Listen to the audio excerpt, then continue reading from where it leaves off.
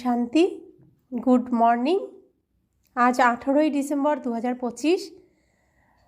বাবা আমাদেরকে সাজাতে এসেছেন। অসীম জগতের পিতা, যাকে পাওয়ার জন্য দুনিয়ার মানুষ কি না কি করছে, সেই ভগবান, সেই ঈশ্বর, আমার বাবা আমাকে নিজে হাতে সাজাতে এসেছেন। স্বয়ং আমি আত্মাকে শৃঙ্গার করতে এসেছেন। তো প্রাপ্ত মুরলি ওম শান্তি। বাপ দাদা মধুবন।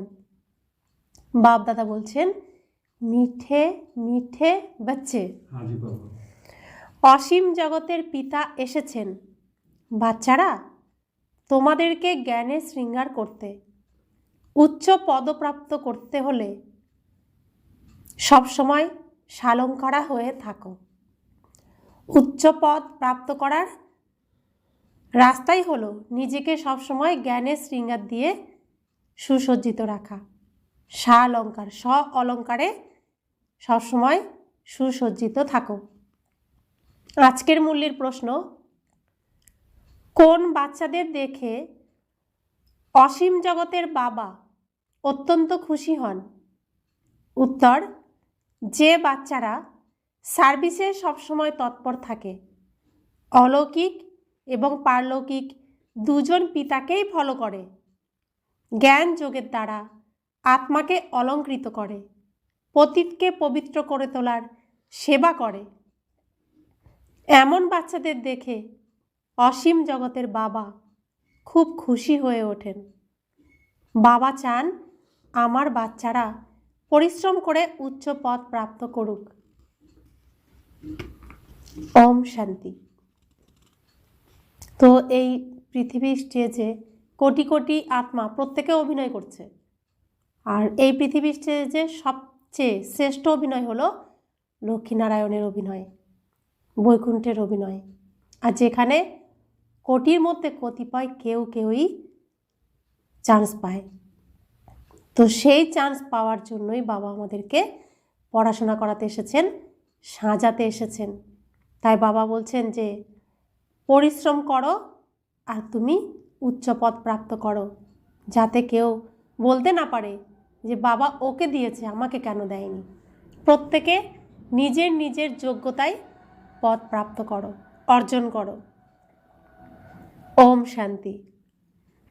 আত্মিক বাবা আত্মারূপী বাচ্চাদেরকে বলেন, মিষ্টি মিষ্টি বাচ্চারা, যেমন লৌকিক পিতার বাচ্চাদের প্রতি স্নেহ থাকে, তেমনি অসীম জগতের পিতারও অসীম জগতের বাচ্চাদের প্রতি স্নেহ থাকে।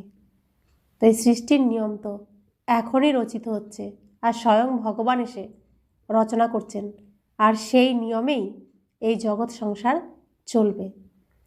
তো ঈশ্বর ভগবান আমাদের পিতা বাচ্চাদেরকে যেমন স্নেহ করছেন, উত্তরাধিকার দিচ্ছেন, ঠিক তেমনই লৌকিক পিতাও বাচ্চাদেরকে এমনই স্নেহ দেন এবং উত্তরাধিকার দেন। তো সেই নিয়ম এখন তৈরি হচ্ছে। একজন পিতা বাচ্চাদের শিক্ষা দেন এবং তাদের সতর্ক করে দেন, যাতে তারা উচ্চ মর্যাদা লাভ করতে সক্ষম হয়। এটাই বাবার চাওয়া থাকে। লৌকিক পিতা বাচ্চাদের সব সময় সতর্ক করেন, মন দিয়ে পড়াশোনা করো, এদিকে ওদিকে মন দেবে না, পড়া কমপ্লিট করো, একটা জায়গায় পৌঁছে যাও, তারপরে তুমি সব করো। তো সেই রকমই তেমনই অসীম জগতের বাবারও এই ইচ্ছা তার সন্তানদের প্রতি থাকে। বাচ্চাদের জ্ঞান আর যোগের অলঙ্কার দিয়ে তিনি তাদের অলঙ্কৃত করেন। তোমাদের দুই বাবাই যথার্থ রীতিতে অলঙ্কৃত করে তোলেন, যাতে বাচ্চারা উচ্চ পদ পেতে পারে। অলৌকিক বাবাও খুশি হন, পারলৌকিক বাবাও খুশি হন, যারা প্রকৃত রূপে পুরুষার্থ করে। এখন ব্রহ্মা বাবা, শিব বাবা, তো পরম পিতা, পরম আত্মা এবং শ্রীকৃষ্ণ দুজনেই আমাদেরকে শক্তি দিচ্ছেন, আমরা যাতে উচ্চ পদ পেতে পারি। আর আমাদের পুরুষার্থ দেখে যারা পুরুষার্থী বাচ্চা তাদের দেখে দুজনেই খুশি হন। তাদের জন্য গাওয়াও হয়ে থাকে ফলো ফাদার। সুতরাং দুজনকেই অনুসরণ করতে হবে। একজন হলেন আত্মিক পিতা, দ্বিতীয়জন অলৌকিক ফাদার। সুতরাং পুরুষার্থ করে উচ্চ পদ পেতে হবে।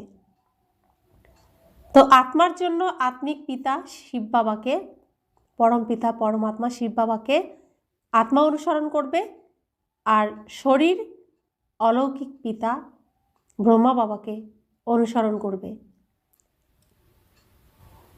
তো দুজনে যা করছেন, যা দেখাচ্ছেন, আমাদেরকে তাই করতে হবে। তোমরা যখন ভাট্টিতে ছিলে তখন সবার তাজ মুকুট সমেত ফটো বেরিয়েছিল। বাবা বুঝিয়েছিলেন তাজ কখনো লাইটের হয় না, ওটা হলো পবিত্রতার প্রতীক, যা সবাইকে দেওয়া হয়। এমনটা নয় যে সাদা লাইটের কোনো তাজ হয়, ওটা পবিত্রতার চিহ্ন হিসেবে বোঝানো হয়। সর্বপ্রথম সত্যযুগে তোমরাই থাকো, তোমরাই ছিলে, তাই না? বাবা বলেন আত্মা আর পরমাত্মা বহু কাল আলাদা ছিল। তোমরা বাচ্চারাই প্রথমে আসো, তারপর তোমাদেরই আবার প্রথমে ফিরে আসতে হয়।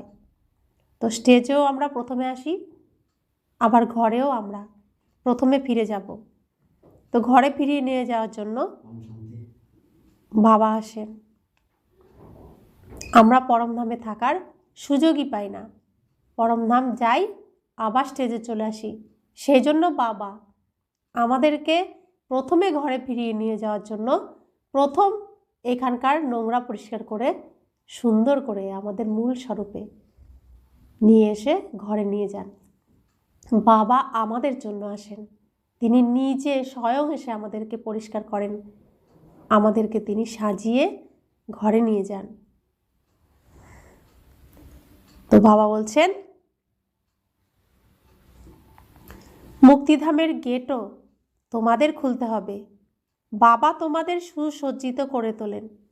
একজন মা বাবার বাড়িতে থেকেও সরলতার সাথে জীবন যাপন করে। এই সময় তোমাদেরও খুব সাধারণ হতে হবে, বেশিও নয় কমও নয়। বাবাও বলেন আমি এসে সাধারণ শরীরেই প্রবেশ করি। কোনো দেহধারীকে ভগবান বলা যায় না, মানুষ মানুষকে সদ্গতি দিতে পারে না। তো বাবা আমাদেরকে আমাদের স্মৃতি ফিরিয়ে দিচ্ছেন। আমরা সমর্থস্বরূপ স্মৃতিস্বরূপ বাচ্চা। আমরাই প্রথম স্টেজে আসি, আমরাই আবার এই নাটক শেষ করে প্রথম ঘরে ফিরি। তো ঘরের প্রবেশ করার গেটও আমরাই প্রথম খুলি। তো এই পৃথিবীতে সমস্ত কিছু শ্রেষ্ঠ শ্রেষ্ঠ কর্ম সব সময় আমরা বিভিন্ন চরিত্রে এসে করব, বিভিন্ন চরিত্রে অভিনয় আমরা করব, শ্রেষ্ঠ শ্রেষ্ঠ অভিনয় আমরাই করব। তো বাবা আমাদেরকে বলছেন এই দুনিয়ার আকর্ষণকে ত্যাগ করো, বৈরাগ্য আনো, ঘরে ফিরে চলো। তোমরা না ফিরলে, তোমরা রেডি না হলে বাকিরাও মুক্তি পাবে না, বাকিরাও রেডি হবে না।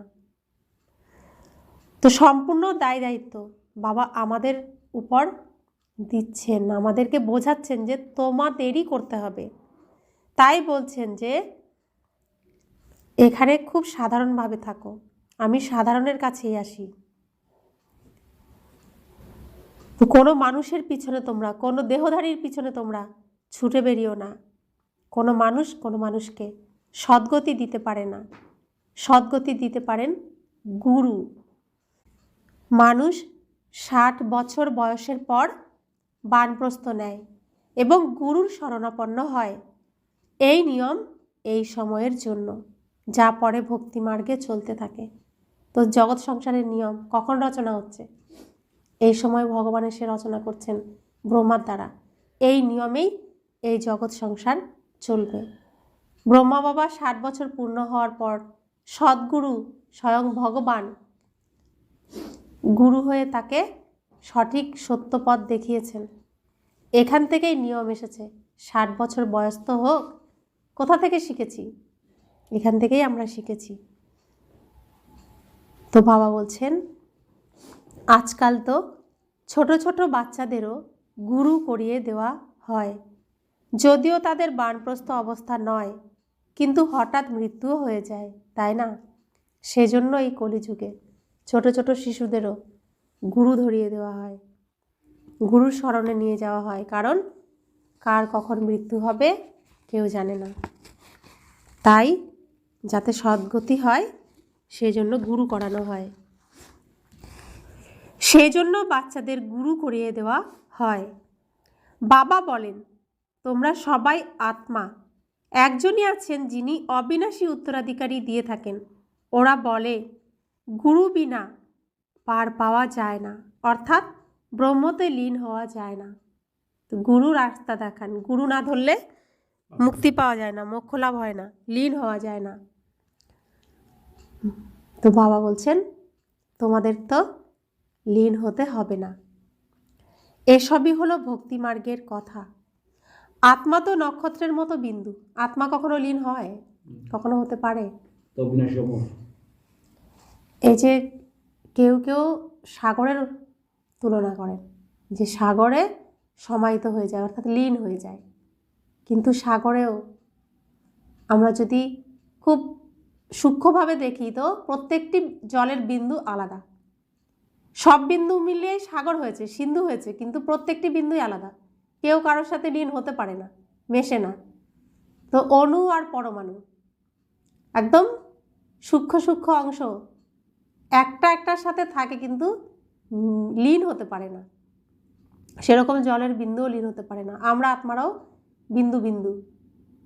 তো এই জগৎ সংসারে আত্মাদেরই সিন্ধু, কেউ লীন হতে পারে না। একসাথে হয়ে আমরা সাগর তৈরি করতে পারি, কিন্তু কেউ লীন হতে পারে না। তাই বাবা বলছেন আত্মা তো নক্ষত্রের মতো বিন্দু, বাবাও বিন্দু। সেই বিন্দুকেই জ্ঞানের সাগর বলা হয়, সেই বিন্দুকেই জ্ঞানের সাগর বলা হয়। তোমরাও ছোট আত্মা, যার মধ্যে সম্পূর্ণ জ্ঞান ভরা থাকে। তোমরা সম্পূর্ণ জ্ঞান প্রাপ্ত করে থাকো, পাস উইথ অনার হও, তাই না? এমন নয় যে শিবলিঙ্গ বড় হয়, আত্মা যেমন পরমাত্মাও ঠিক তাই। তাহলে শিবলিঙ্গের মধ্যে শিব বাবা কোনজন? পুরো শিবলিঙ্গ তো শিব বাবা নন, আর শিবলিঙ্গ কোনো মানুষের দেহের আকৃতিও নয়। তাহলে সেখানে শিব বাবা কোনটা? তিনটে দাগের মাঝখানে যে বিন্দু থাকে সেটাই হচ্ছে শিব বাবা। আত্মা পরমধাম থেকে আসে তাদের ভূমিকা পালন করতে। বাবা বলেন আমিও ওখান থেকেই আসি, কিন্তু আমার নিজস্ব শরীর নেই। আমরা প্রত্যেকে এত ভাগ্যবান, আর ভগবানের কেমন দুর্ভাগ্য।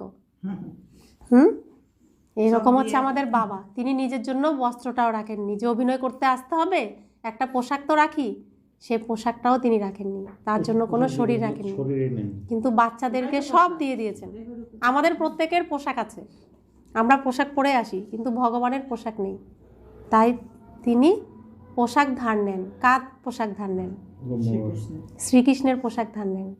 তো শ্রীকৃষ্ণের যে লাস্ট শরীর, এই যে এই শরীরটাকে ধার নেন, এই শরীরটার নামই রাখেন তখন ব্রহ্মা। ব্রহ্মা নামেরও কারণ আছে। কেন ব্রহ্মা নাম হয়েছে? ব্রহ্মাণ্ডের অধিপতি স্বয়ং ব্রহ্মাণ্ডের মালিক হচ্ছেন এই শরীরের স্বামী।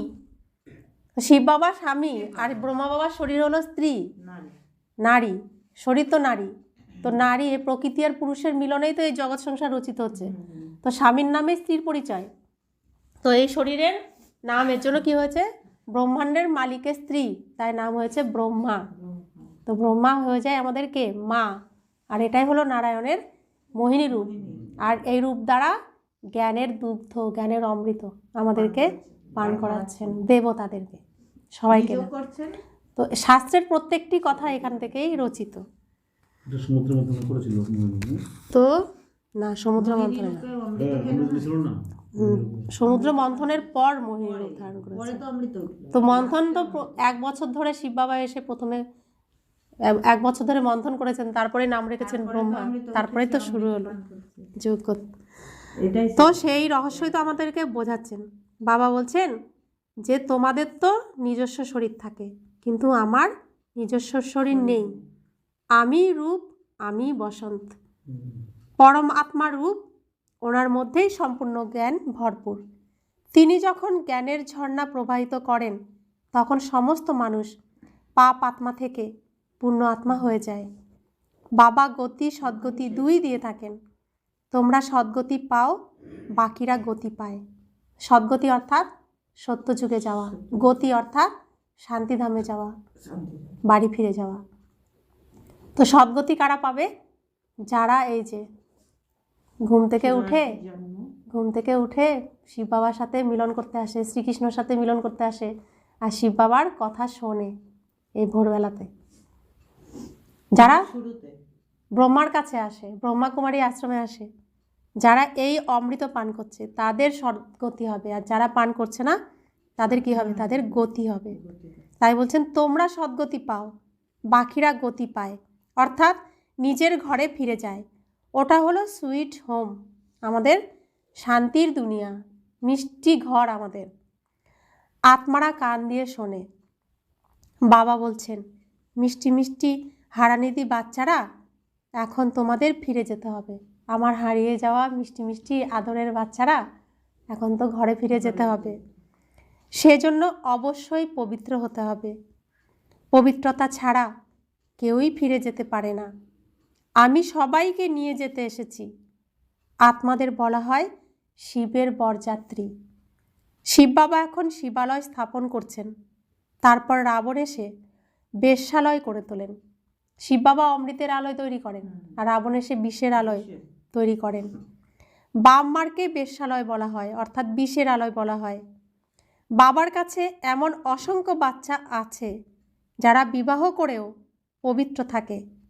সন্ন্যাসীরা তো বলে এমন হতেই পারে না যে দুজন একত্রে এভাবে থাকতে পারে।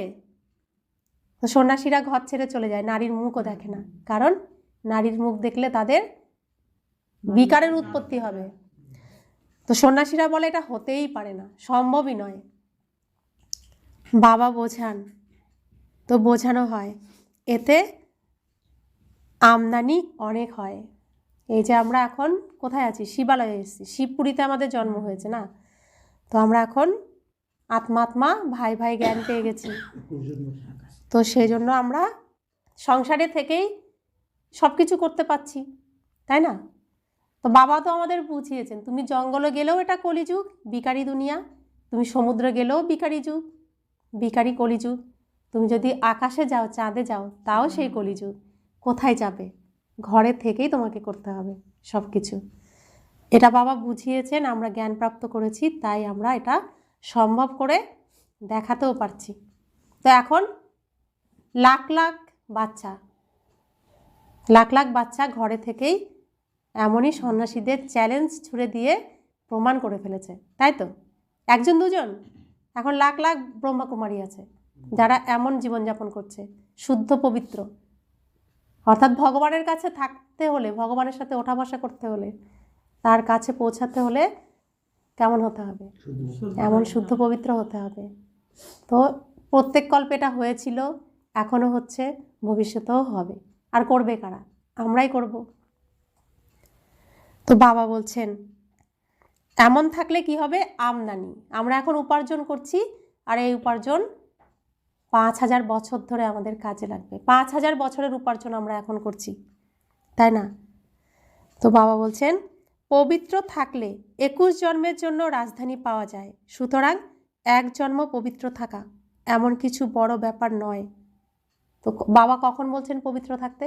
সত্যযুগে কি এসে বলেছেন পবিত্র থাকতে? দাপর যুগে বলেছেন? কলিযুগে বলেছেন? এই সঙ্গম যুগে বলছেন, এই লাস্ট সময়ে, এই সময়, এইটুকু সময়ের জন্য শুধু তোমরা পবিত্র থাকো। অর্থাৎ এই স্টেজে তোমরা বোঝাও যে তোমরা আত্মা, পরিচয় দাও যে তোমরা এসে এখানে শ্রেষ্ঠ অভিনয় করেছিলে। তো আত্মার নিজের মূল স্বরূপে না আসলে কি করে পরিচয় দেবে যে আমরা অভিনয় করেছিলাম? অভিনয়ের মধ্যে থাকলে তো অভিনয়ের আমি যে আসল কে তার পরিচয় তো দিতে পারছি না। তাই বাবা বলছেন তোমার নিজের পরিচয়ে আসো, তারপরে তুমি অন্যদেরকে পরিচয় দাও যে তুমি এই এই চরিত্রে অভিনয় করেছো এই স্টেজে। এখন আমরা টাটা বাই বাই করে ঘরে ফিরব। তো বিদায় জানিয়ে আমাদের পরিচয় দিয়ে ঘরে ফিরবো। তো সিনেমাতে কি হয়, লাস্টে সব অ্যাক্টরদেরকে একসাথে দেখানো হয় আর তাদের আসল রূপে দেখানো হয় যে এরা এই এই চরিত্রে অভিনয় করেছিল। তো সেই সিন এখন এই স্টেজেই চলছে। তা আমাদেরকে এখন প্রত্যেকের নিজের নিজের পরিচয় দিয়ে ঘরে ফিরতে হবে যে আমরা স্টেজে এই এই অভিনয় করে এখন অভিনয় শেষ করে ঘরে ফিরছি। তো বাবা এর জন্য বলছেন, বাবা বলেন, তোমরা কাম বাসনার চিতায় বসে সম্পূর্ণ কালো হয়ে গেছো। শ্রীকৃষ্ণ সম্পর্কেও বলা হয় গৌর এবং শ্যাম। তো শ্রীকৃষ্ণের শ্যামবর্ণ কোনটা? ব্রহ্মা বাবার রূপটা না, ব্রহ্মা বাবার আগের রূপ, দাদা লেকরাজ রূপ, তার আগে কলিযুগের রূপটা হচ্ছে শ্যামবর্ণ। তো সেরকম আমাদেরও কলিযুগের যে রূপটা সেই রূপ শ্যামবর্ণ। শ্রীকৃষ্ণকে দিয়ে বোঝানো হচ্ছে। আর ওই যেমন হাঁড়ির একটা ভাত টিপে বোঝা যায় যে সম্পূর্ণ ভাত কমপ্লিট হয়েছে কিনা, সেরকম শ্রীকৃষ্ণকে দিয়ে এই জগৎ সংসারে দেখানো হয়েছে। কিন্তু তার সাথে সাথে আমরাও হয়েছি, আমরাও গৌর ছিলাম, গৌরবর্ণের শ্যামবর্ণের হয়েছি। শ্রীকৃষ্ণ শ্যামবর্ণ থেকে গৌরবর্ণ হয়েছেন, আমাদের এখন হতে হবে, তার সমানই হতে হবে। এই ব্যাখ্যা এই সময়েরই জন্য। আর এর সমস্ত ইতিহাস রচনা হবে কখন? দাপর যুগে ব্যাসদেব রচনা করবেন। কামচিতায় বসে আত্মা কুশ্রী হয়ে গেছে, তারপর তাকে গায়ের ছোড়াও বলা হয়। প্রকৃতপক্ষেই তো সে ছিল না।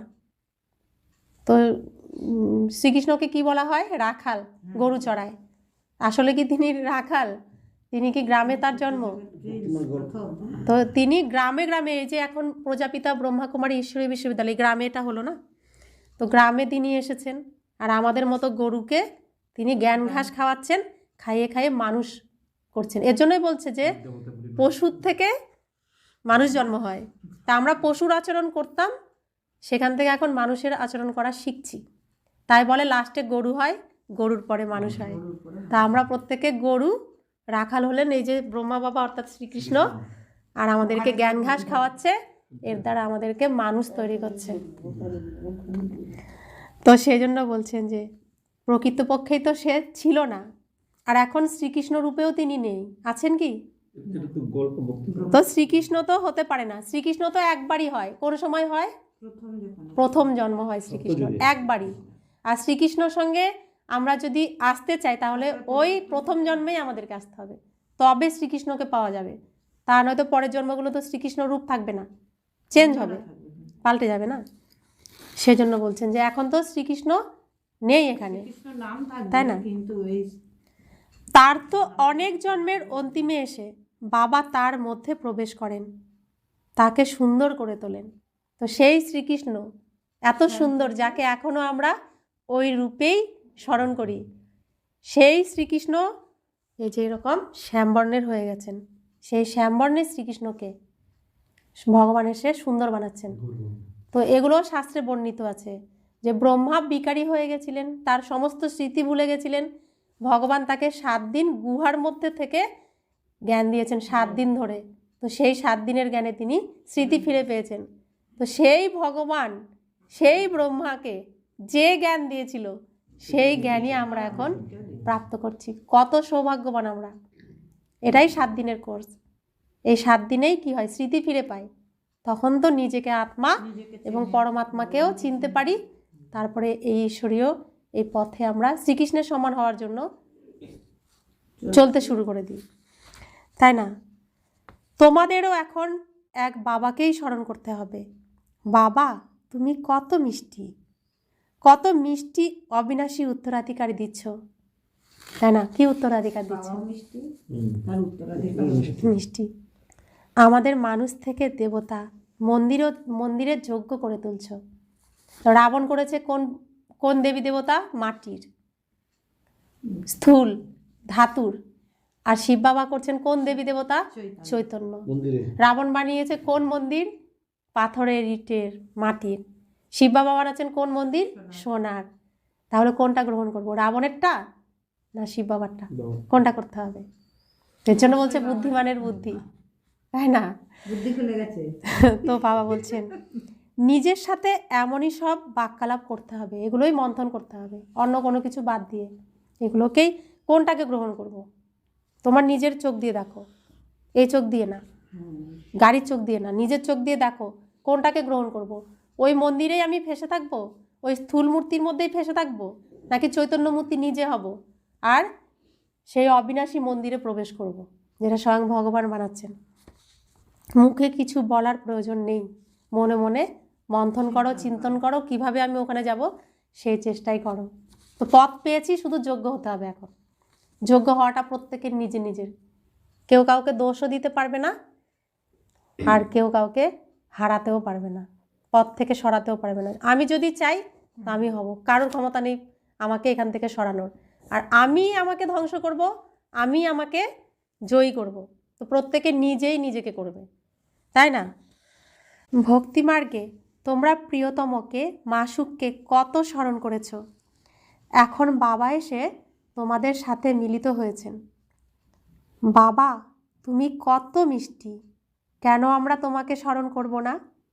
তোমাকে প্রেমের সাগর, শান্তির সাগর বলা হয়, তুমি এসে উত্তরাধিকার দাও। প্রেরণা দ্বারা কিছুই প্রাপ্ত করা যায় না। বাবা তো সামনে এসে বাচ্চারা তোমাদের পড়ান। তো ভগবান চাইলে এক চুটকিতেই কি করতে পারে, বিনাশ করাতে পারে, সত্যযুগ স্থাপন করাতে পারে, কিন্তু ভগবানের এই নাটকের মধ্যে হাত পা বাঁধা, পারবেন না। কেন পারবেন না? তিনি এসে শুধু পথ দেখান, যেতে হবে কাকে? তার বাচ্চাদেরকে যেতে হবে, অর্জন করতে হবে কাদেরকে? বাচ্চাদেরকেই করতে হবে। এটাই তার সিন। বলছেন আমি সর্বশক্তিমান, সব ঠিক, কিন্তু ড্রামা হচ্ছে আমার থেকেও শক্তিশালী। ড্রামা সত্য, নাটকে যেই সিন ভগবানের, সেই সিনই তিনি করতে পারবেন, সেটুকুই অভিনয় করতে পারবেন। আমার আশীর্বাদ দিয়েও কিছু হবে না, আমি প্রেরণা দিলেও কিছু হবে না, তোমাদেরকেই করতে হবে।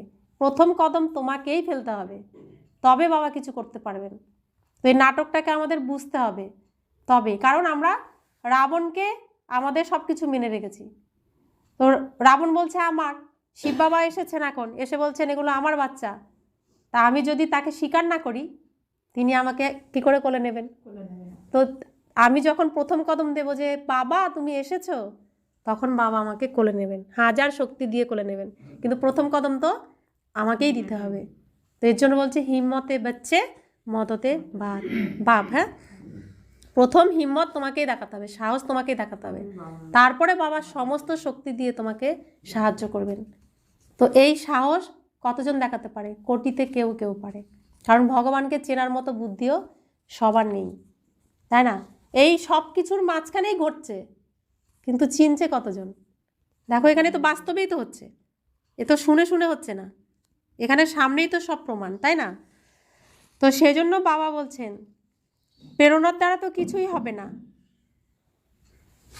বাবা তো সামনে এসে বাচ্চারা তোমাদের পড়ান। তো প্রত্যেক দিন পড়ান, আর আমরা পাগলরা কি করছি? রোজ পড়ার জন্য মুরলি বাজছে, তো ঘরে মন টিকছে না, তো পাগলের মতো ছুটে চলে আসছি শ্রীকৃষ্ণের কাছে।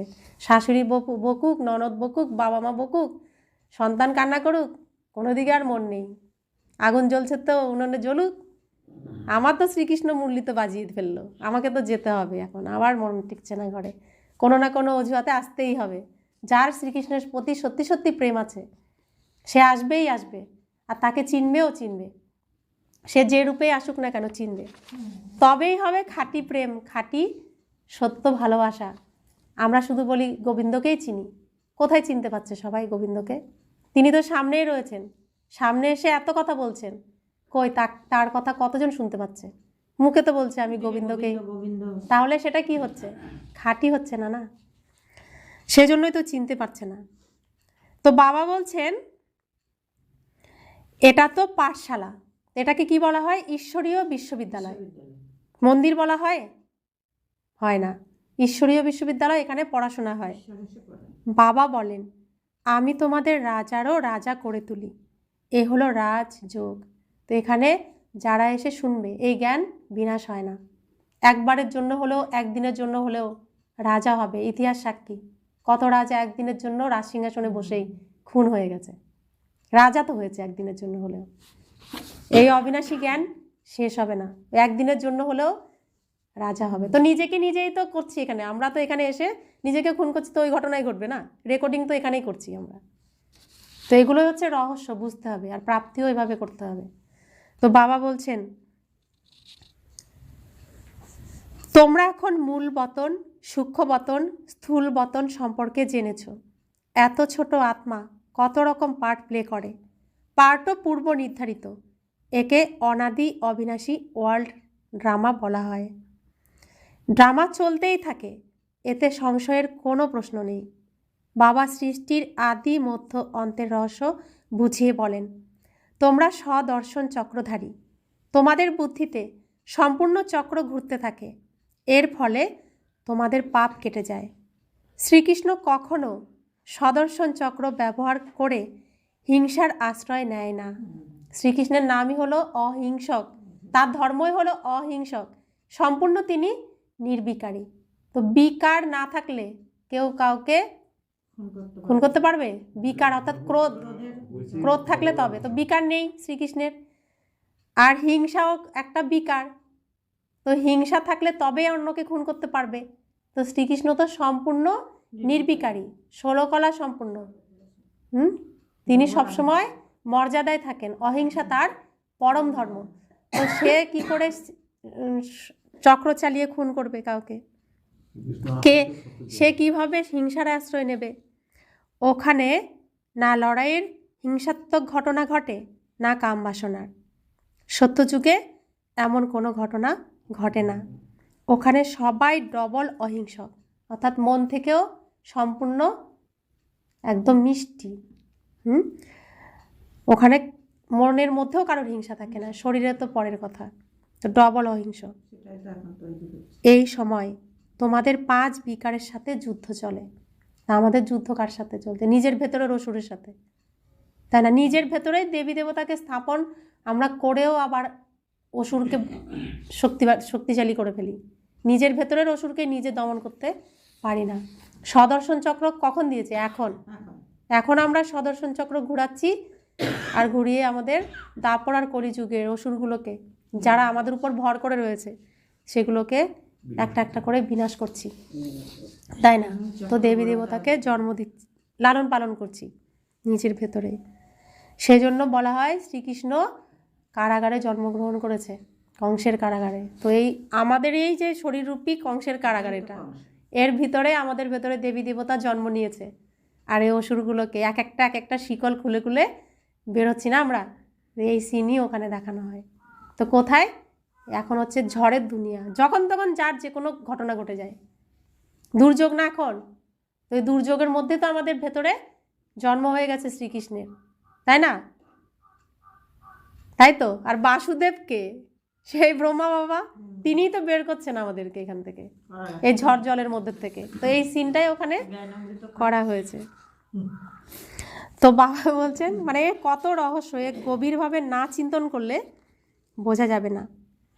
এই সময় তোমাদের যুদ্ধ 5 বিকারের সাথে, অন্য কোনো যুদ্ধের বিষয় নেই। আমরা যে ভেতরে ভেতরে যুদ্ধ করছি, মায়ার সাথে লড়াই করছি, যারা এখানে আসি তারাই শুধু বুঝি, অন্যরা কি বুঝছে? বাবা হলেন উচ্চ থেকে উচ্চতর, উচ্চ থেকে উচ্চতর লক্ষ্মীনারায়ণ।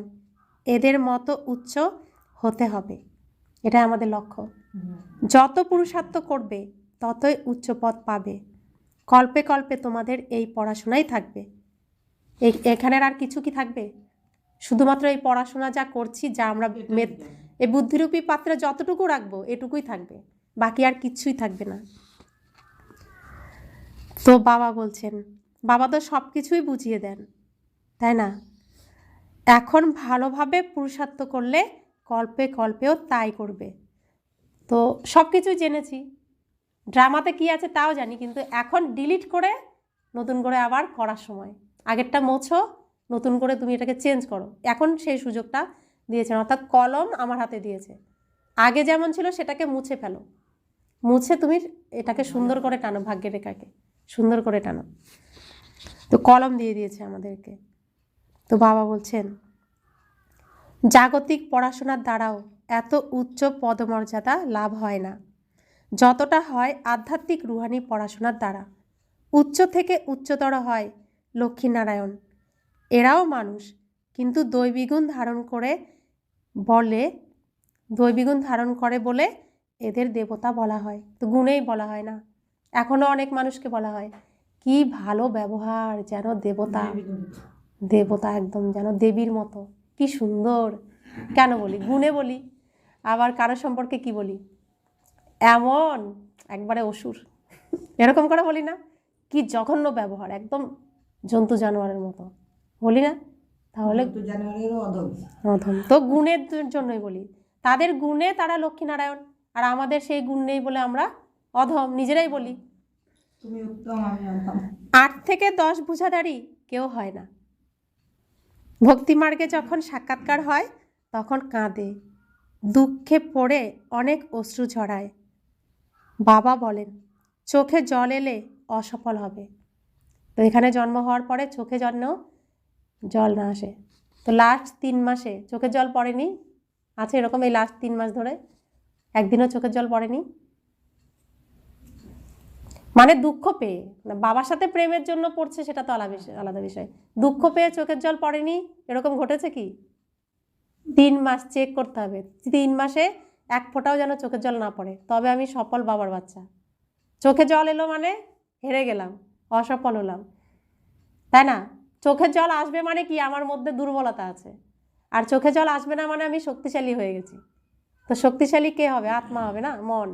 মন শক্তিশালী হলে চোখে জল আসবে না, মন দুর্বল হলে চোখে জল আসবে, আর ভয়ও থাকবে। চেক করতে হবে কোনো ঘটনায় আসছে কি না, সেটাকেই আমাকে নির্মূল করতে হবে। তো এভাবেই তো আমরা জয়ী হব না? তো এর জন্য তো পরীক্ষা আসবে। তো বাবা বলছেন চোখের জল এলে অসফল, আত্মা শরীর ত্যাগ করলেও হালুয়া খাও। অর্থাৎ আত্মার তো বিনাশ হলো না, সে আরেকটা চরিত্র অভিনয় করবে, তার সেই অভিনয় যাতে ভালো হয় আমরা তার জন্য সেই শুভ ভাবনা রাখবো। আর এটা রাখে তার যদি সংসার থাকে, সন্তান থাকে, তারা এই শুভ ভাবনা রাখে। তো এটাকেই বলা হয় কাজ করা, তাই না? আর প্রত্যেকেই সেই আত্মার প্রতি কী রাখে? শান্তির দান দেয় না? শান্তির জন্য নীরবতা পালন করে, তাই না? তো সেই জন্য বলছে যে শরীর ত্যাগ করলেও হালুয়া খাও। কোন হালুয়া? এই যে এই হালুয়া, যেটা বাবা রোজ খাওয়ান আমাদেরকে, হালুয়া খাও। আজকাল তো বম্বেতেও কেউ রোগগ্রস্ত হলে বা শরীর ত্যাগ করলে বিকেদের ডাকা হয় শান্তি প্রদান করার জন্য। তো নিমন্ত্রণ করা হয় ব্রহ্মাকুমারীদের, কেউ শরীর ছাড়লে শান্তির দান দেওয়ার জন্য। তোমরা ওদের বুঝিয়ে বলে থাকো যে আত্মা এক শরীর ত্যাগ করে দ্বিতীয় শরীর ধারণ করেছে, এতে তোমাদের কিচ্ছু যায় আসে না, কান্নাকাটি করে কী লাভ হবে। রোজ কিন্তু এই কথাটা বলছেন ওই দিন থেকে। ওরা বলে একে কাল খেয়েছে, এমন কোনো ব্যাপার নেই। কাল কাকে খেয়েছে? শরীরটাকে খেয়ে ফেলেছে, আত্মাকে তো খেতে পারেনি। আত্মা নিজেই শরীর ত্যাগ করে চলে যায়, কারণ তার এখানে নাটক শেষ, আর অভিনয় নেই। তো কি করবে? সেই ড্রেসটাও ছেড়ে দিতে হবে না? নিজের সময় মতো শরীর ত্যাগ করে চলে যায়। কাল মৃত্যু কোনো বস্তু নয়, মৃত্যুকে বলা হয় কাল, কাল কোনো বস্তু নয়। সত্যযুগে গর্ভ প্রাসাদের মতো, শাস্তির প্রশ্নই নেই। কিন্তু এখানে শরীর ছাড়লে, আবার শরীরে প্রবেশ করলে, গর্ভে প্রবেশ করলে সেটা জেলখানা, 9 মাস জেলখানায় থাকে, বাইরের থেকে খাবার দেওয়া হয়, অন্ধকার কুঠুরিতে থাকে। তো এটা হচ্ছে শাস্তি ভোগ করা। ওখানে তোমাদের কর্ম অকর্ম হয়ে যায়, ওখানে মায়া নেই যে বিকর্ম হবে। তোমরা বিকর্মাজিত হয়ে ওঠো। সর্বপ্রথম বিকর্মাজিতের সম্বদ চলে যারা বিকর্মের উপর জয়লাভ করেছে। তারপর শুরু হয় ভক্তিমার্গ এবং রাজা বিক্রমের শাসন শুরু হয়। তাহলে সত্যযুগে সম্বদ ডেট শুরু করবে কার দ্বারা? নারায়ণের দ্বারা। আর আবার দাপর যুগে দ্বিতীয় পর্বে রাজা বিক্রমাদিত্যের দ্বারা। তো বিক্রম সম্বদ এখন তো আমাদের সব কিছু জ্যোতিষশাস্ত্রই বিক্রম সম্পদেই হয়। তো রাজা বিক্রমাদিত্য এসে দ্বিতীয় পর্বের সাল শুরু করেছে দাপর যুগ থেকে।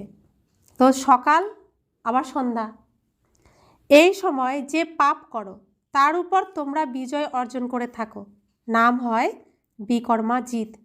পাপকর্মের উপর বিজয়ী হিসেবে দেওয়া হয়। তো বিকর্মাজিৎ হয় কে? নারায়ণ। আর বিক্রমাদিত্য, বিকর্মের আদিত্য, বিক্রমাদিত্য নাম পড়ে আবার সেই নারায়ণের কখন?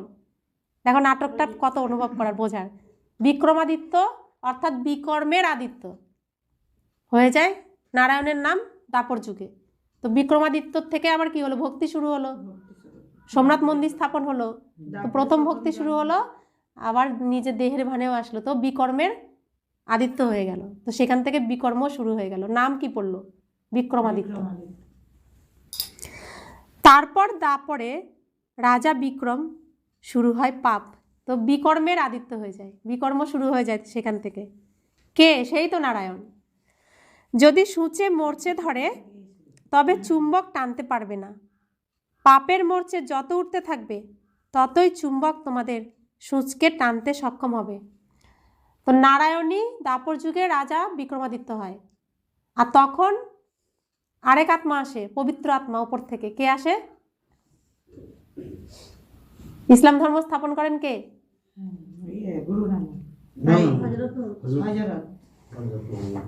ইব্রাহিম। ইব্রাহিম প্রথম আসে ওপর থেকে, শক্তিশালী আত্মা, ঘর থেকে আসে, বাবার কাছ থেকে। তার শক্তি তখন প্রচুর। রাজা বিক্রমাদিত্য তখন নারায়ণ হওয়া সত্ত্বেও শক্তি নেই, কারণ অনেকগুলো জন্ম নিয়ে নিয়েছে। কটা জন্ম নিয়ে নিয়েছে? 21টা জন্ম হয়ে গেছে।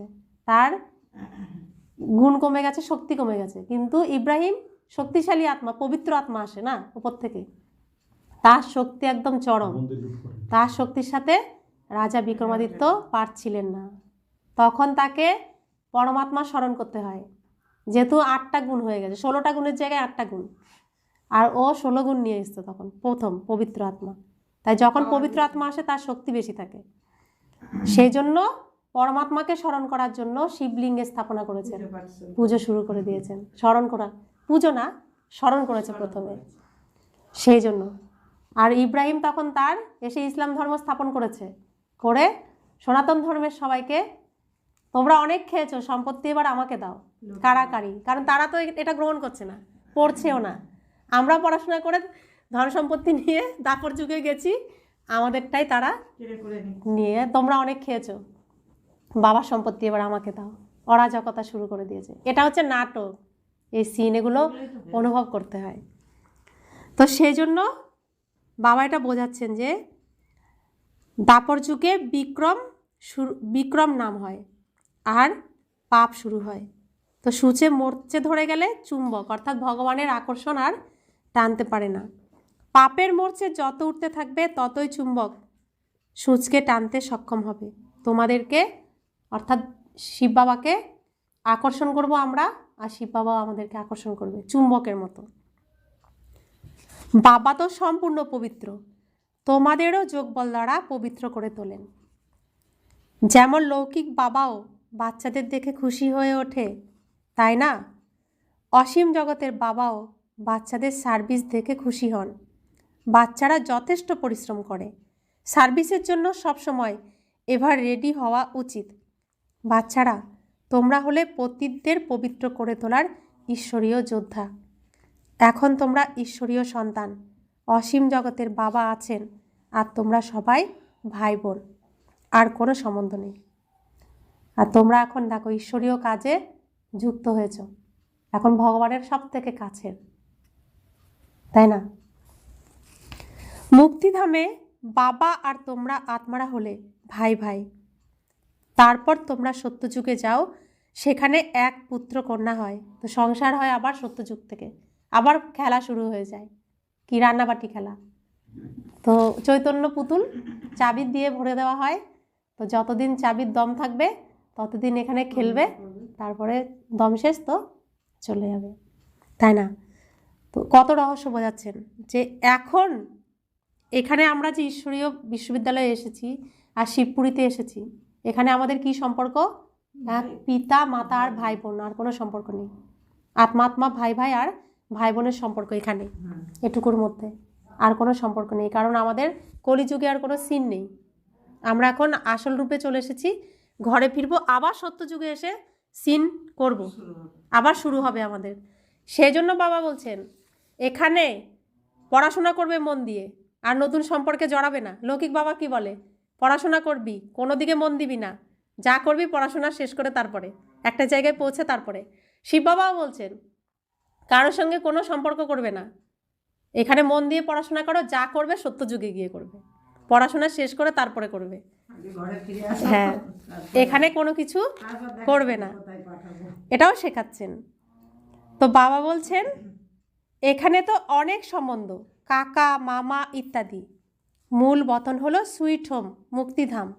ওখানে যাওয়ার জন্য মানুষ কত যজ্ঞ তপ ইত্যাদি করে থাকে, কিন্তু ফিরে যেতে পারে না, অনেক গাল গল্প করে। সবার সদ্গতিদাতা একজনই, দ্বিতীয় কেউ নেই। তো যতই আমরা যজ্ঞ পূজা অর্চনা করি, কেউ মুক্তি পায় না এই সিন থেকে, নাটকের থেকে। যতদিন না বাবা আসেন ততদিন কেউ এই নাটক থেকে মুক্ত নয়। বাবা আসেন, ঘরে তিনি ফিরিয়ে নিয়ে যান, তখন এই নাটকের থেকে মুক্ত। তোমরা এখন পুরুষোত্তম সঙ্গম যুগে আছো। কলিযুগে অগন্তি মানুষ, সত্যযুগে অল্প সংখ্যক মানুষ। কলিযুগে এখন কত মানুষ? প্রায় 900 কোটি ছাড়িয়ে যাচ্ছে এখন। আর সত্যযুগে কত? শুরু হবে 9,16,108 জন দিয়ে শুরু হবে। তাহলে কোটিতে একজন হয়ে গেল না? 900 কোটির জায়গায় 9 লাখ, তো কোটিতে একজন আসছে না? তো শাস্ত্রের মধ্যে এসব কথাগুলো কত সত্য। প্রথমে স্থাপনা হয় এবং তারপর বিনাশ। তো এখন স্থাপনা কার্য চলছে, এরপর বিনাশ হবে না? এখন অনেক ধর্ম হওয়ার কারণে কত হাঙ্গামা হয়ে থাকে। তোমরা 100% নির্বিকারী ছিলে, তারপর 84 জন্মের পর 100% বিকারগ্রস্ত হয়ে পড়েছ। এখন বাবা এসে সবাইকে জাগিয়ে তুলছেন, বলছেন জাগো, সত্যযুগ আসছে, জাগো। যিনি সত্য সেই বাবাই তোমাদের 21 জন্মের জন্য উত্তরাধিকার দেন। তা আমাদেরকে জাগিয়েছেন তো বাবা, আমরা জেগেছি তো। আমরা তো এখন অনুভবই যে আমরা ঘুমিয়েছিলাম, কি না কি করেছি, ঘুমন্ত অবস্থায় চলেছি। ভূতগুলোর যেখানে খুশি নিয়ে গেছে, যা খুশি তাই করিয়েছে। এখন জেগে গেছি, এখন আর ভূত আমার উপর আর হাবি হতেও পারবে না, যা খুশি তাই করাতেও পারবে না। আমার জ্ঞান এসে গেছে, ভূতের রাজ্যে আমি আর নেই। আমি এখন আমার বাবার সাথে থাকি, আমার এর জন্য কোনো ভয় নেই, কোনো ভূতকে ভয় নেই। তো রাতের অন্ধকারে বাচ্চারা কি করে? বাবা মাকে ছাড়া চলে? চলো না একটু আমার সাথে বাইরে যাব, চলো না একটু। বাবা আছে মা আছে তো কোনো ভয় নেই। আমাদেরও এখন বাবা আছে, কলিযুগের যত অন্ধকারই থাকুক কোনো ভয় নেই। সর্বশক্তিমান বাবা আমার সাথী, তাই কোনো ভয় নেই। তো বাবা বলছেন যে যিনি সত্য সেই বাবা তোমাদের 21 জন্মের জন্য উত্তরাধিকার দেন। ভারত সত্যখণ্ডে পরিণত হয়। বাবা এসে সত্যখণ্ড নির্মাণ করেন। মিথ্যাখণ্ড কে তৈরি করে? কে তৈরি করে? 5 বিকার রূপী রাবণ।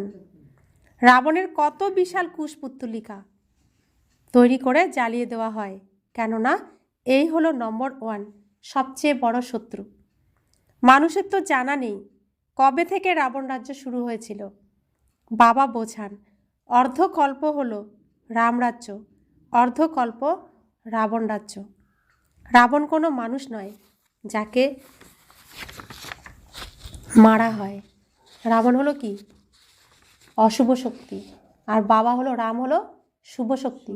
যেমন বাবাকেও দেখা যায় না, অনুভব করতে হয়, রাবণকেও দেখা যায় না, অনুভব করতে হয়। কিন্তু অদৃশ্য 2 শক্তি, শুভ আর অশুভ, এর লড়াই চলছে এখন, ধর্ম আর অধর্ম। অধর্ম হলো রাবণ, ধর্ম হলো রাম শিব বাবা। তো রাম আর রাবণের যুদ্ধ এখন অদৃশ্যভাবে চলছে, আর আমরা সেটা দিব্য দৃষ্টির দ্বারা দেখতে পাই, অনুভব করি। আমরা দিব্য দৃষ্টি আমাদের দিয়েছে না, ত্রিকালদর্শী আমরা এখন, ত্রিনয়ন আমাদের খুলেছে, আর তার দ্বারা আমরা অনুভব করি। তো এর জন্য বলে না যে তুমি দেখতে পাচ্ছ, কই আমি তো দেখতে পাচ্ছি না। আমরা দেখতে পাচ্ছি কিন্তু অন্যরা তো দেখতে পাচ্ছে না, তাই না? তা আমরা কত সৌভাগ্যবান, তাই না? তো সেই জন্য বাবা বলছেন এই সময় সম্পূর্ণ দুনিয়া রাবণ রাজ্য। বাবা এসে রামরাজ্য স্থাপন করেন, তারপর জয় জয়কার শুরু হয়। সত্যযুগে সব সময় খুশি বিরাজ করে, ওটা হলো সুখধাম। এখন পুরুষোত্তম সঙ্গম যুগ। বাবা বলেন এই পুরুষার্থ দ্বারা তোমরা এই দেবতা হতে চলেছ। কোন দেবতা হতে চলেছি? নারায়ণ, লক্ষ্মী। তোমাদের চিত্র তৈরি করা হয়েছিল, অনেকেই এসেছিল। তারপর শুনন্তি শুনল, কহন্তি অন্যদেরকে জ্ঞান শোনালো, তারপর ভাগন্তি চলেও গেল। আসলো, ভালোভাবে বাবার বাচ্চা হয়ে থাকলো, বাবার কথা অন্যদের শোনালো, তারপরে আর আসলো না, তো ভাগন্তি হয়ে গেল। যতই বাড়িতে বসে মুরলি পড়ি বা বাবার কথা আলোচনা করি, বাবার ঘর থেকে তো আর কিছুই পাচ্ছি না, না? তো ভাগন্তিও হয়ে গেল। বাবা এসে অত্যন্ত স্নেহের সাথে তোমাদের সব বুঝিয়ে বলেন। বাবা টিচার তোমাদের ভালোবাসেন, গুরুও ভালোবাসেন।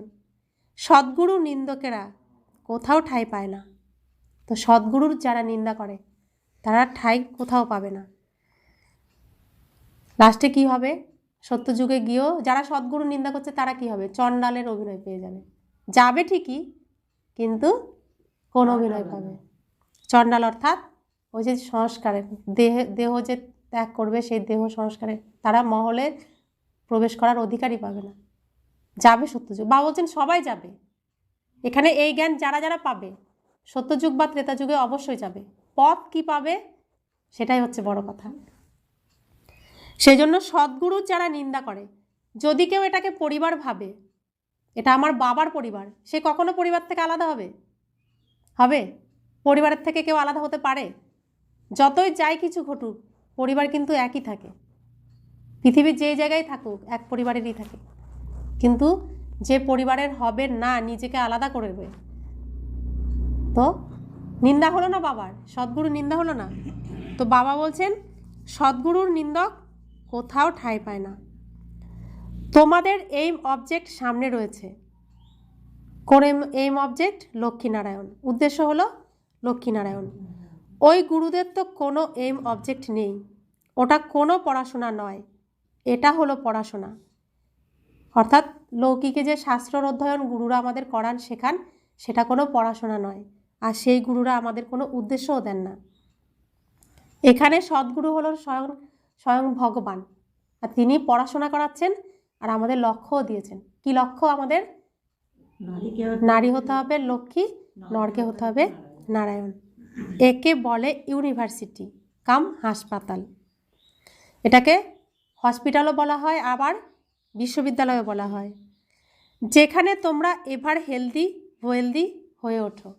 হেলদি কিসের দ্বারা হই? এই হালুয়া, মুরলিরুপির হালুয়া খাওয়ার আগে 10 মিনিট, আধ ঘন্টা, 15 মিনিট কি করতে হয়? প্রথমে স্নান করতে হয়। কি দিয়ে? বাবার সাথে তার কিরণের দ্বারা। তো আধ ঘন্টা যোগ করতে হয় স্নান, এজন্য খাওয়ার আগে স্নান করতে হয়, তারপরে এই খাবার খেতে হয়। তো যখন যোগ করব, স্নান করব, কি হব? হেলদি হব। তারপরে খাবার খেলে কি হব? ওয়েলদি হব, অর্থাৎ সমৃদ্ধ হব। তো যোগের দ্বারা কি হব? সুস্বাস্থ্যের অধিকারী হব। মুরলির দ্বারা কি হব? ধনবান হব। তো এগুলো শ্রীমদ মানলে তবে হব, না মানলে হব না। আর যে করবে সে হবেই হবে, এর গ্যারান্টি। তাই বাবা বলছেন যোগ করে করে স্নান করা। তো যোগ হলো স্নান করা, আর মুরলি হলো, মুরলি গ্রহণ করা হলো, ধারণ করা হলো, খাওয়া দাওয়া করা। সেজন্য বাবা বলছেন এখানে তোমরা এবার হেলদি ওয়েলদি হয়ে ওঠো। তবে যারা শ্রীমতে করবে তাদের হবে, আসলে গেলেই হবে না। বাবার ঘরে আসলাম, চলে গেলাম, যোগ চলছে করলাম না, মুরলি চলছে একটু শুনলাম চলে গেলাম, হবে? হবে না। নিয়ম মেনে করতে হবে, না? তো বাবা বলছেন এখানে সব মিথ্যা, গাওয়াও হয়ে থাকে মিথ্যা মায়া, মিথ্যা কায়া। সত্যযুগ হলো সত্যখণ্ড, ওখানে হিরে জহরতের মহল। বাবা কত আমাদের উৎসাহ দিচ্ছেন। সোমনাথ মন্দির ভক্তিমার্গে তৈরি হয়েছে। কত ধন সম্পদ ছিল যা মুসলমানরা এসে লুট করে নিয়ে গেছে। বড় বড় মসজিদ তৈরি করেছে। বাবা এসে তোমাদের সীমাহীন সম্পদ দেন, তা আমরা অর্জন করছি। কত দিন ধরে অর্জন করছি, কত বছর ধরে অর্জন করছি সঙ্গম যুগে। আমাদের এই পরিশ্রমের ফল নিয়ে যাবে ওরা এসে। ওরাও আমাদের ভাই, এসে বলবে তোমরা অনেক খেয়েছো, এবার আমাকে দাও, লুট করবে, জোর করবে, কারণ তারা তো এখানে উপার্জন করছে না। তো বাবা বলছেন, শুরু থেকেই তোমাদের সব সাক্ষাৎকার হয়ে আসছে। বাবা হলেন আল্লাহ অলউদ্দিন, তিনিই প্রথম দৈবী ধর্ম প্রতিষ্ঠা করেন। যে ধর্ম নেই আবার তার স্থাপনা হয়। তো এখন কোন ধর্ম নেই, স্থাপনা কোন ধর্মের হচ্ছে? বাবার কথা যে সত্যি এখানেই প্রমাণ হয়ে যাচ্ছে। সনাতন ধর্ম নেই, তিনি সনাতন ধর্ম স্থাপনা করছেন। সবাই জানে প্রাচীন সত্যযুগে এদেরই রাজ্য ছিল। কাদের রাজ্য ছিল? আদি সনাতন দেবী দেবতা ধর্মের যারা দেবী দেবতা ছিল তাদের রাজ্য ছিল। তাদের উপর কেউ ছিল না, তার আগে কেউ ছিল না। দৈবী রাজ্যকেই স্বর্গ বলা হয়। তোমরা এখন জানো, তারপর অন্যদেরও বলতে হবে। তা আমরা জেনেছি, অন্যদেরকেও বোঝাতে হবে, সবাইকে জানাতে হবে, যাতে কেউ দোষারোপ না করতে পারে যে আমরা জানি না। তোমরা সবাইকে বলো, তারপরও বাবাকে ছেড়ে চলে যাও। আমরা তো সবাইকে বোঝাচ্ছি, তারপর তোমরা আসো না, চলে যাও, তো তোমাদের ব্যাপার। আমার জানানো তো আমি জানিয়েছি। এই হিস্ট্রি অবশ্যই রিপিট হবে। বাবার কাছে এলে বাবা জিজ্ঞেস করেন, আগে কখনো মিলিত হয়েছ? সাকার বাবা যখন ছিলেন, ব্রহ্মা বাবা, শিব বাবা ব্রহ্মা বাবার দ্বারা জিজ্ঞেস করতেন মধুবনে গেলে, আগে কখনো মিলেছ? বলে থাকে, হ্যাঁ বাবা, 5000 বছর আগেও মিলিত হতে এসেছিলাম, অবিনাশী উত্তরাধিকার নিতে এসেছিলাম। কেউ এসে শোনে?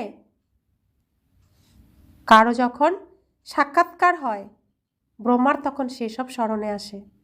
কেউ বলে থাকে, আমরা তো এই রূপ দেখেছিলাম। তো সাক্ষাৎকার হয়ে যায় ঘরে বসে ব্রহ্মা বাবার। তো এসে বলে যে আমি তো এরকম দেখেছিলাম, আমি তো অনেকে এসে বলে না, এখানে এসে অনেকে বলে না। তো ঘরে বসেই ব্রহ্মা বাবার সাক্ষাৎকার হয়ে যায়। বাবাও বাচ্চাদের দেখে খুশি হন। অবিনাশী রত্ন দ্বারা তোমাদের ঝুলি ভর্তি করতে হবে, তাই না? তো সাক্ষাৎকার কাদের হয়? যাদের খুব করুণ অবস্থা হয়ে যায়, বাবার বাচ্চা, যাদের অনেক দায়িত্ব পালন করতে হবে, তাদেরকে সাক্ষাৎকার করিয়ে মুক্ত করেন দুঃখ থেকে, রাস্তা বলে দেন। এ হলো ঈশ্বরীয় পড়াশোনা। 7 দিনের কোর্স করে তারপর যেখানেই থাকো না কেন মুরলির আধারে চলতে পারো। 7 দিনে এতটাই বোঝানো হবে যে তারপর মুরলিও বুঝতে পারবে। বাবা তো বাচ্চাদের সব রহস্য যথার্থ রীতিতে বুঝিয়ে থাকেন। যথার্থ রীতিতেই তো বাবা বোঝান, যুক্তি দিয়ে বোঝান। ভগবানের কথা একটাও যুক্তি ছাড়া থাকে না, তাই না? যুক্তি দিয়ে আবার আমাদেরকে গ্রহণ করতে হয় ভগবানের সমস্ত কথাকে। अच्छा, मीठे मीठे सिखिलदे बच्चों प्रति माता पिता बाप दादा का याद प्यार और गुड मॉर्निंग। रूहानी बाप की रूहानी बच्चों को नमस्ते। हम रूहानी बच्चों की रूहानी माता पिता बाप दादा को याद प्यार, गुड मॉर्निंग और नमस्ते नमस्ते नमस्ते। शुक्रिया बाबा, शुक्रिया बाबा, शुक्रिया। ধারণার জন্য মুখ্য সার। প্রথম ধারণা, স্বদর্শন চক্র ঘুরিয়ে পাপকে ভস্ম করতে হবে। আধ্যাত্মিক পড়াশোনার দ্বারা নিজের পথ শ্রেষ্ঠ করে তুলতে হবে। কোনো পরিস্থিতিতেই কান্নাকাটি করা উচিত নয়। দ্বিতীয় ধারণা, এখন হলো বানপ্রস্থ অবস্থায় থাকার সময়, সেই জন্য অতি সাধারণ অবস্থায় থাকতে হবে, না খুব বেশি না অনেক কম। ফিরে যাওয়ার জন্য আত্মাকে সম্পূর্ণ পবিত্র হতে হবে। বরদান, সদা মোল্ড হওয়ার বিশেষত্বের দ্বারা সম্পর্ক আর সেবাতে সফল হওয়া সফলতা মূর্তি ভব।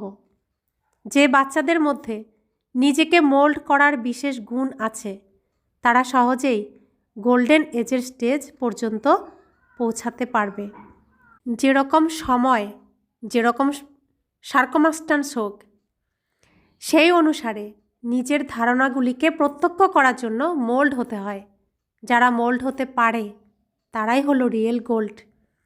যেরকম সাকার বাবার বিশেষত্ব দেখেছিলে, যেরকম সময়, যেরকম ব্যক্তি, সেরকম রূপ, এরকম ফলো ফাদার করো। তাহলে সেবা আর সংকল্প সব কিছুতে সহজেই সফলতা মূর্তি হয়ে যাবে। তো বাবা আমাদেরকে বলছেন খাঁটি সোনা, তো তাকে যে কোনো রূপ দেওয়া যায়, কিন্তু খাদ মেশানো সোনা তাকে যে কোনো রূপ দেওয়া যায় না।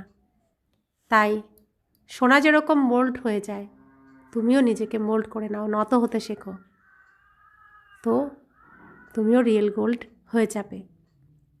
সব কিছুতেই সহজেই সফলতা মূর্তি হয়ে যাবে।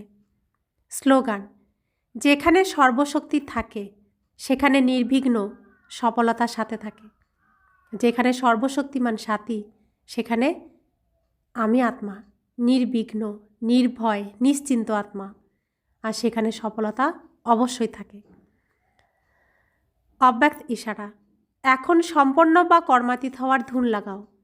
যেরকম সাকারে আসা যাওয়ার সহজ প্র্যাকটিস হয়ে গেছে, সেরকম আত্মাদেরও নিজেদের কর্মাতীত অবস্থাতে থাকারও অভ্যাস হয়ে যাবে। এখনই কর্মযোগী হয়ে কর্মতে আসা, কর্ম সমাপ্ত করে কর্মাতীত স্থিতিতে থাকা, এই অনুভব সহজ হতে থাকবে। সদা লক্ষ্য রাখো যে কর্মাতীত অবস্থাতে থাকতে হবে। নিমিত্ত মাত্র কর্ম করার জন্য কর্মযোগী হয়ে পুনরায় কর্মাতীত। অর্থাৎ যখন বাবা কি বলছেন, এখন সাইলেন্স জ্বলে যেতে, এই মুখটাও তো কর্ম করার জন্য, তো যেটুকু কর্ম করার জন্য প্রয়োজন চালাবো, হাত পা আমার কর্ম করার জন্য, যখন কর্ম করার প্রয়োজন চালাবো, তারপরে কি করব? মন কোথায় থাকবে? কর্মের অতীত, অর্থাৎ নিজের সিংহাসনে থাকবে, আর বা পরমধাম থাকবে বাবার কাছে, নিজের ঘরে। এটা হচ্ছে কর্মের অতীত, অর্থাৎ কর্মাতীত অবস্থায় থাকা। সময় পাবে তো পরমধাম চলে যাবে, সময় পাবে তো পরমধাম চলে যাবে, এই অভ্যাসই করতে বলছেন। সাকারে যেমন এই যে এখানে আশ্রমে আসা যাওয়ার অভ্যাস হয়ে গেছে, তেমন এই সাকার শরীর থেকে পরমধাম যাওয়ার অভ্যাসটাকেই করতে হবে, যাতায়াতটা এখন বাড়াতে হবে। এটাকেই বলছে কর্মাতীত হওয়া। ওম শান্তি।